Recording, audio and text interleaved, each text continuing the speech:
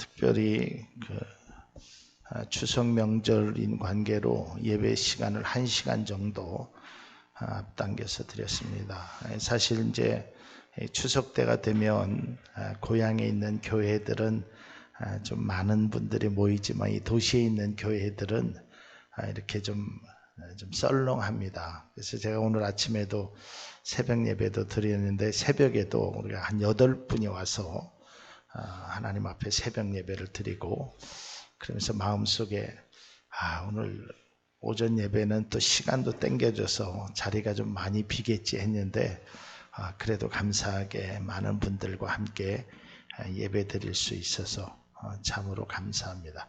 한번 따라하겠습니다. 감사는 나의 삶의 에너지입니다. 이 말씀의 제목으로 함께 은혜를 나누고자 합니다. 우리는 이 감사하라는 이야기를 많이 듣고 자랐습니다. 어려서부터 어머님 앞에 부모님에게 감사해야 된다. 선생님에게 감사해야 된다. 누구에게 감사해야 된다.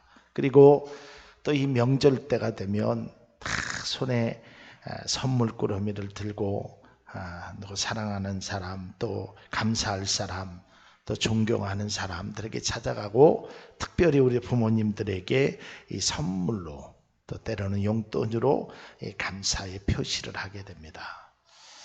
근데 우리가 이제 아주 어렸을 때는 이런 명절들이 기다려지는데 저도 좀 나이가 먹고 보니까 많은 분들이 그런 얘기, 명절이 좀 안 왔으면 좋겠다. 왜냐하면 명절 때 되니까 이 사람에게 선물하기도 그렇고 저 사람에게도 선물하려니까 이 감사할 때가 사실은 굉장히 많거든요. 그러니까 이 감사해야 될 일들이 하면 때로는 이런 것들이 마음에 부담이 되기도 합니다.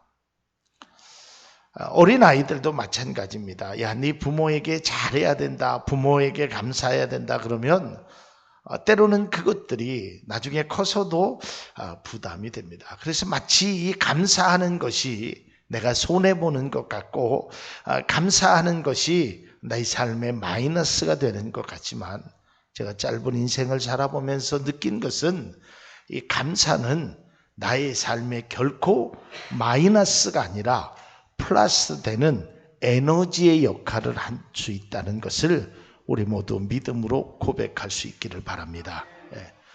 우리가 에너지라는 것이 무엇입니까? 이 보충되어진, 그러니까 육신적으로 힘들었을 때, 어려웠을 때 육신적인 어떤 에너지를 공급받으면 우리가 활력소를 얻게 됩니다. 우리의 짧은 인생 속에서 우리가 뒤돌아보면 우리가 때로는 평탄한 환경들을 다 원하고 있지만 그렇지 않은 경우들이 너무나 많습니다. 어느 가정이나 어느 기업체를 보아도 수많은 고비를 넘기면서 현재 이 자리까지 왔을 것입니다. 어떠한 분들은 밀려오는 세파를 극복하여서 살아남았는 반면에 어떠한 기업들은 이러한 어려움 속에 이름조차 없이 그저 우리의 기억 속에도 없는 기업으로 쓰러지게 됩니다. 저는 오늘 이 특별히 추석 연휴를 맞이하여서 우리가 이제 가족들도 만나게 되고 친지들도 만나게 되고 여러 가지 일들 속에서 어떤 말씀을 할까 하다가 오늘 본문 말씀을 속에서 우리의 인생에서 우리의 인생이 참된 길을 걸어가는 비결이 과연 무엇일까? 우리가 어떻게 사는 것이 바른 삶이며 특별히 어떻게 살아가는 것이 믿음의 자녀로서 바른 삶을 살아가는 것일까? 그러면서 오늘 골로새서 말씀을 통하여 우리가 한번 해답을 찾고자 합니다. 이 골로새서는 사도 바울이 감옥에 있을 때 골로새 교회에게 쓴 편지입니다. 그 당시 감옥은 이 사도 바울이 있었던 감옥은 지하 토굴이었습니다. 햇빛이 전혀 들어오지 않고 밤에는 냉기가 뼛속까지 파고들고 춥고 외로운 곳이었습니다. 또한 사도 바울은 이러한 감옥에서 매를 맞기도 하고 또한 쇠사슬에 묶여서 수감 생활을 했습니다. 아마 인간에게 있어서 최악의 환경이 아마 바울에게 있었던 것 같습니다. 그러나 바울은 불안과 공포를 견디면서도 이 골로새 교인들에게 편지하기를 너희들은 하나님의 자녀로서 바른 삶을 살아갈 것을 말하고 있으며 또한 그러한 어려운 환경 속에서도 사도 바울은 전혀 흐트럼 없이 아주 당당한 모습으로 믿음의 길을 걸어갔습니다. 과연 사도 바울이 이러한 믿음의 길을 걸어간 비결이 과연 무엇일까? 우리가 가끔 어떤 분들에게 이런 말을 합니다. 선생님, 아주 연세에 비해서 아주 굉장히 건강하시네요. 건강의 비결이 뭡니까? 또 어떤 분은 여자분들에게 사모님, 피부가 아주 고우시네요. 그 비결이 뭡니까? 그러면 대부분의 사람들이 그런 이야기를 합니다. 특별한 비결 없고요. 하루 3끼 먹고 운동합니다. 특별한 비결을 말하지 않습니다. 우리 그리스도인들에게도 무슨 특별한 비결, 그것을 통해서 어려움을 이기는 것이 아니라 오늘 성경에 나와 있는 사도 바울이 이 어려운 중에, 환난 중에, 고난 중에, 아픔 중에 지하 감옥 속에서도 누구도 만날 수 없으며 내일에 어떻게 될지도 모르는 불확실한 그 상황 속에서 그가 이길 수 있었던 유일한 아주 중요한 것이 있었는데 그것은 바로 오늘 성경이 말하듯이 그가 감사하였더라라는 것입니다. 참으로 어려운 것 같기도 하고 정말 쉬운 것 같기도 합니다. 내가 무슨 노력을 하여서 내가 아주 열심히 하여서 뭔가를 얻는 것이 아니라 그저 나에게 있는 환경 속에서 내가 감사하는 것입니다. 오늘 본문 15절에서 17절의 말씀 본문에 보면 너희들은 감사하라라고 매 구절마다 말씀하고 있습니다. 우리가 잘 아는 대로 빌립보서도 마찬가지입니다. 감옥에서 빌립보 교인들에게 내가 크게 기뻐하노니 너희들이 주 안에서 있는 것을 나는 감사한다라고 그는 표현하고 있습니다. 오늘 본문 말씀에 보면 이렇게 기록되어 있습니다. 특별히 15절에 보면 그리스도의 평강이 너희의 마음을 주장하게 하라. 너희는 평강을 위하여 한 몸으로 부르심을 받았느니 너희는 또한 감사하는 자가 되어라라고 말하고 있습니다. 가을이 되면 추수의 계절이고 가을이 되면 믿음의 사람들은 감사의 계절입니다. 우리의 믿음의 사람들이 믿음을 잃어갈 때 가장 먼저 잃어가는 것이 감사입니다. 우리가 은혜를 깨닫지 못하면 이 감사할 수 있는 일들이 아무것도 찾을 수 없습니다. 이건 이래서 감사하지 못하고 저건 저래서 감사하지 못하고 그건 내가 노력하였기 때문에 감사하지 못한 일들이 우리 속에 너무 많이 있다라는 것입니다. 우리의 삶이 어려움과 환난 속에서 진정으로 내가 가장 먼저 무엇을 해야 되냐면 이 환난 속에서 그래도 내가 살아있을 수 있음에, 내가 숨을 쉴 수 있음에, 내 가족들과 함께 그저 작은 것이라도 함께 나눌 수 있음에 우리는 감사해야 된다는 것입니다. 여러분 잘 아시죠? 촛불을 보고 감사하는 자에게 등불을 주고 등불을 보고 감사하는 자에게 달빛을 주고 달빛을 보고 감사하는 자에게 햇빛을 준다고 합니다. 여러분, 우리가 꺼져가는 등불이 있더라도 우리는 그 속에서 감사할 수 있기를 바랍니다. 왜냐하면 주님은 말씀합니다. 꺼져가는 등불도 끄지 아니하시고 상한 갈대도 꺾지 아니하시는 그 하나님이 나와 함께 하기 때문에 우리는 감사해야 된다는 것입니다. 여러분들이 무엇을 하든지 무슨 일을 하든지 늘 이 감사가 풍성하게 있어야 되는 것입니다. 현대인들은 오늘날 어느 때보다 풍요롭고 편리한 생활을 하고 있습니다.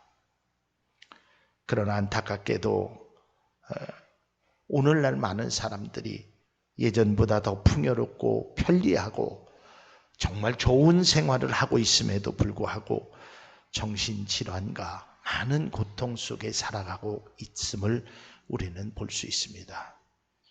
며칠 전에 어떠한 여성이 길거리에서 칼부림을 했습니다. 그냥 지나가는 사람에게 칼을 휘두른 것입니다. 나중에 보니까 그 여인은 우울증을 앓고 있습니다. 환경적으로 어렵지 않았습니다. 제가 잘 아는 선생님도 교편만 수십 년 잡았던 선생님입니다. 그러나 신앙도 갖고 계셨습니다. 그러나 우울증으로 인해서 자기 집 12층에서 밑으로 떨어져서 세상을 떠난 분들도 계십니다. 왜 그럴까? 왜 더 많이 가졌는데도, 왜 더 편리한데도 예전에 비하면 너무 편한 거 아니겠습니까? 너무 좋은 것 아니겠습니까? 앞으로 우리가 그런 얘기를 하잖아요. 세상이 앞으로 얼마나 더 좋아질지 아무도 모르는 그러한 편리하고 풍요롭고 아주 좋은 세상에 살고 있음에도 불구하고 오늘날 많은 사람들이 자신의 목숨을 스스로 끊고 생각지 못했던 일들을 하고 있다는 것입니다. 사람들의 마음의 병이 들어서 그렇습니다. 작은 것에도 감사할 줄 모르기 때문에 많은 사람들이 풍요로 느끼지 못하고 감사할 일을 감사로 느끼지 못하고 있다는 것입니다. 디모데후서 3장 2절에서 3절은 이렇게 고백하고 있습니다. 사람들이 자기를 사랑하며 돈을 사랑하며 자랑하며 교만하며 비방하며 부모를 거역하며 감사하지 아니하며.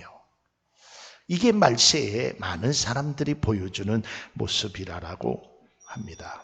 사랑하는 성도 여러분, 우리가 믿는 예수 그리스도, 우리가 가지고 있는 기독교는 은혜의 종교입니다.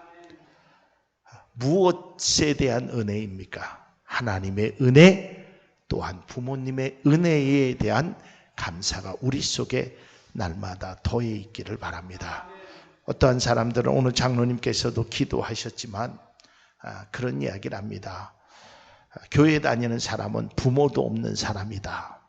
그리고 교회 다니는 사람을 아주 굉장히 편마하기도 합니다. 물론 유교적인 가정에 있어서 제사를 지내지 않는 것에 대한 반감의 소리라고 생각되어집니다. 물론 그분들의 말도 그분들의 생각 속에서는 일리가 있는 말일 수 있을 것입니다. 그러나 기독교는 부모를 거역하는 것이 아니라 살아 계실 때 생전에 더 부모에게 효도를 가리키는 그러한 것임을 우리는 기억해야 합니다. 여러분들이 예배를 마치고 또한 사랑하는 부모님에게 또한 가족들에게 여러분이 찾아가실 것입니다. 여러분 살아계실 때 여러분이 할 수 있는 최선의 감사를 부모님께 드릴 수 있기를 바랍니다. 그것이 바로 그리스도인의 올바른 삶인 것입니다. 돌아가신 다음에 거기에다가 진수성찬을 차려놓은들 무슨 소용이 있겠습니까? 살아계셨을 때 드시고 싶은 것, 살아계실 때 한 번이라도 우리의 모습을 그분들의 부모의 마음을 기뻐할 수 있는 자녀가 진정한 부모의 은혜에 감사하는 자녀가 된다는 것을 기억할 수 있기를 바랍니다. 자, 오늘 말씀을 속에서 그러면 우리가 구체적으로 무엇을 어떻게 감사해야 될 것인가? 첫 번째로 우리는 하나님의 은혜에 감사해야 됩니다. 우리가 인정하던, 우리가 깨달던 깨달지 않던 간에 하나님의 은혜가 내 속에 풍성함을 기억할 수 있기를 바랍니다. 한번 생각해 보십시오. 이 사도 바울은 감옥에 갇혀 있었습니다. 여러분들은 보통 생각하면 좋은 일에, 또 행복한 일에, 웃을 수 있는 일에, 풍요로운 일에 감사가 있다라고 생각되지만 그것에만 감사하는 것이 아니라 어떠한 상황 속에서도 우리 사랑하는 성도님들은 감사를 잃지 않기를 주님의 이름으로 축복합니다. 이런 것입니다. 전에도 그런 말씀을 드렸지만 제가 어려서 저희 부모님은 다 제가 7살 때 미국에 가셨기 때문에 저는 부모님하고 함께 있을 시간이 없어요. 제일 부러웠던 것, 친구의 어머님 중에서 제일 부러웠던 것이 다른 것이 아니라 첫째로는 중국집 하는 그 엄마가 있는 아이가 그렇게 부러웠어요. 야, 너는 좋겠다. 1년 12달 짜장면을 먹을 수 있으니까. 그 다음에 두 번째로는 구멍가게를 하는, 그 당시에는 뭐 슈퍼마켓 구멍가게를 하는 부모님이 얼마나 좋았는지 몰라요. 그런데 그 아이들에게 물어보면 저한테 그런 얘기를 해요. 초등학교 때. 야, 우리 엄마 바꿀까? 너 우리 집에 와서 짜장면집에서 짜장면 먹을래? 난 그 냄새가 아주 징그럽다라고 합니다. 여러분, 다른 것은 다른 사람이 보기엔 그것이 귀한 것이지만 내가 보기에는 아무 것이 아닐 수 있습니다. 그러나 그 아무것도 아닌 것이 귀함을 깨달을 수 있는 은혜가 있기를 바랍니다. 그 부모님이 열약하시던 힘이 있건, 아니 때로는 내 평생에 나에게 요만한 것도 해준 분이 아니라 할지라도 우리는 그 부모님에게 감사해야 되듯이, 그러나 진정으로 그 부모님이 우리에게 아무것도 해준 것이 아니라 내가 깨달지 못한 것입니다. 마찬가지입니다. 하나님의 은혜도 내가 보기에는 내가 열심히 일을 하여서, 내가 땀을 흘려서, 내가 열심히 노력하여서, 공부하여서 내가 지금 이 자리에 올라간 것이라고 생각하는 분들도 때로는 계실 것입니다. 그러나 우리의 믿음의 사람은 가장 먼저 무슨 일을 하든 어떠한 과정 속에서도 하나님께 감사할 수 있는 우리들이 될 수 있기를 주님의 이름으로 축복합니다. 그 다음에 두 번째로 사람에게 감사할 수 있어야 됩니다. 오늘 성경은 피차 서로에게 감사하라라고 말하고 있습니다. 우리는 주변에 있는 분들에게 감사해야 됩니다. 목사는 성도에게 감사하고, 성도는 성도들이 감사하고, 또 부모는 자녀가 잘 자라준 것에 대해서 고마움을 느끼고, 자녀는 내가 이렇게 잘 자랄 수 있도록 믿음으로 기도해 주시고 헌신의 눈물을 흘리시고 도와주신 엄마 아빠에게 감사해야 되는 것입니다. 사랑하는 성도 여러분, 사람에게 있어서 가장 우리가 해서는 안 될 일이 뭐냐면 감사하지 못하고, 특별히 부모나 또한 주변의 사람들에게 감사를 잃어가서는 안 되는 것입니다. 이제 내일이면 추석입니다. 여러분, 그동안 감사를 혹시 잃어버린 사람이 있다면 감사의 표현을 할 수 있기를 바랍니다. 꼭 굳이 무슨 선물만이 감사가 아닙니다. 전화 한 통화, 또 만나서 그 작은 것이라도 함께 내 것과 네 것을 함께 나누어 줄 수 있는 그런 풍성한 은혜가 우리의 삶 가운데 있어야 될 줄로 압니다. 부모의 은혜도 없고 스승의 은혜도 없으며 하나님의 은혜도 없고, 모두 다 내가 잘나서, 내가 노력해서, 내가 똑똑하여서 그런 생각을 가진 사람은 바른 사람이 아닙니다. 그가 아무리 좋은 직장을 다녀도, 그가 아무리 좋은 능력을 가졌어도 감사하지 못한 사람은 올바른 사람이 될 수 없음을 기억할 수 있기를 바랍니다. 오늘날 현대인에게 있어서 가장 취약한 것이 무엇이냐면 감사할 줄 모르는 것입니다. 작은 일에도 우리는 감사할 수 있기를 바랍니다. 제가 그런 경험을 해봅니다. 다 모든 분들 경험을 해보죠. 이 운전을 하다가 보면 어떻게 좀 길이 서로 탁 이렇게 막힌다든지 그러면 어떤 차가 하나 양보를 합니다. 그러면 이렇게 지나갈 때 그저 고개를 갖다가 하던 손을 들던 그 작은 표현에 감사라도 해주면 내가 기다렸던 그 30초 아니 10초가 그래도 내가 행복함을 느끼는데, 그저 쌩 하고 지나가는 차들을 많이 봅니다. 참 그 작은 것이지만 그 감사를 안 했을 때 마음에 왠지 섭섭함이 느껴집니다. 그 작은 것도 감사하지 않았을 때 섭섭함이 느끼는데, 우리의 부모님이고 우리를 사랑하시는 많은 분들의 우리가 감사하지 못한다면 그것은 바른 삶이 되지 못하는 것입니다. 작은 것에도 감사할 수 있으며 아주 부족한 것이라도 우리가 감사의 표현을 말로나 글로나 때로는 전화를 통해서도 얼마든지 서로가 서로를 감사할 수 있는 그러한 은혜가 있어야 될 줄로 믿습니다. 어떤 분이 이런 얘기를 합니다. 행복이 어디 있냐? 소유에 있는 것이 아니라 행복은 감사하는 마음에 있다고 합니다. 사랑하는 성도 여러분, 물질이, 때로는 명예가, 때로는 권력이 우리를 행복하게 해줄 수 있습니다. 그러나 그것보다 더 큰 행복은 어떠한 형편에 있든지 간에 내가 감사할 수 있을 때 그것에서 진정한 행복이 있음을 기억할 수 있기를 바랍니다. 그 다음에 마지막으로 우리의 감사는 범사에 감사해야 되는 것입니다. 우리가 잘 아는 대로 항상 기뻐하라, 쉬지 말고 기도하라, 범사에 감사하라. 이는 그리스도 예수 안에서 너희를 향하신 하나님의 뜻이니라 그랬어요. 그러니까 범사에 감사하는 일이 하나님의 뜻인 것입니다. 어떠한 형편에 있든지 간에 범사에 하나님 앞에 감사해야 되는 것입니다. 사람들 앞에도 감사해야 되는 것입니다.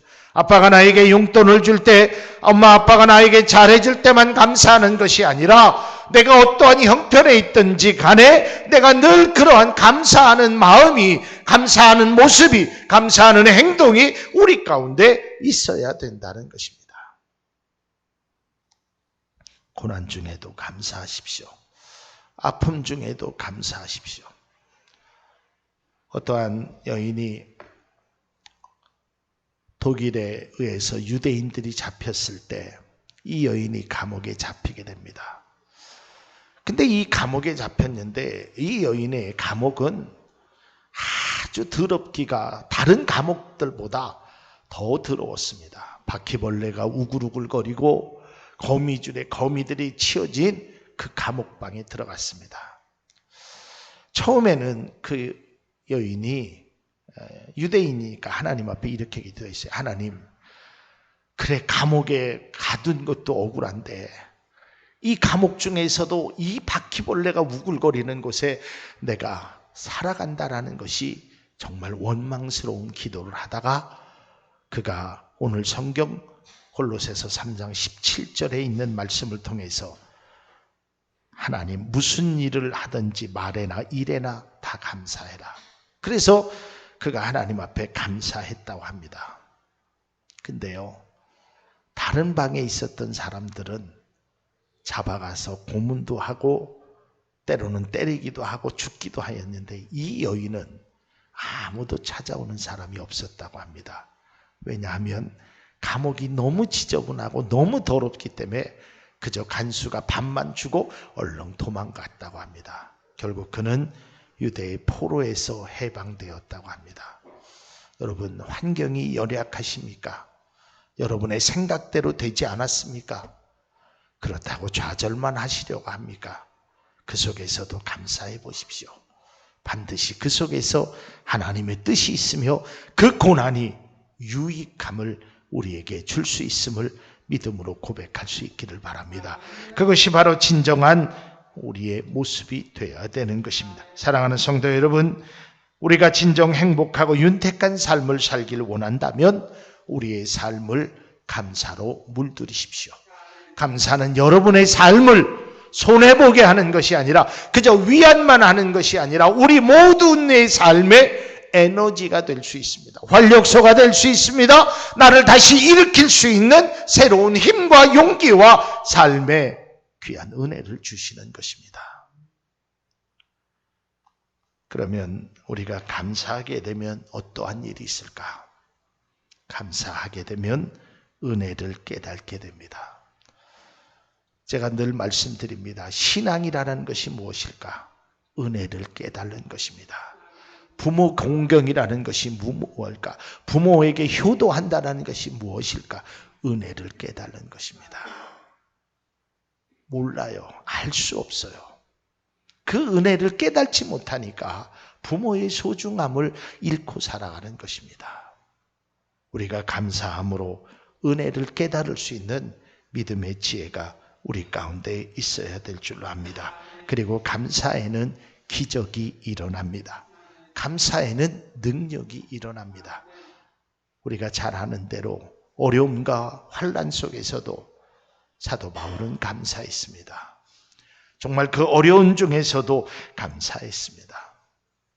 추석을 맞이하여서 한 해 동안 베풀어 주시고 또 오래간만에 고향길을 가는 사랑하는 성도 여러분, 또한 귀한 자녀들을 만나고 또한 귀한 부모님을 찾아가는 여러분, 여러분들이 가장 먼저 손에 드는 선물보다 더 귀한 감사의 선물을, 진정성 있는 감사를 부모님에게, 이웃에게 함께 나눌 수 있는 귀한 명절이 될 수 있기를 바랍니다.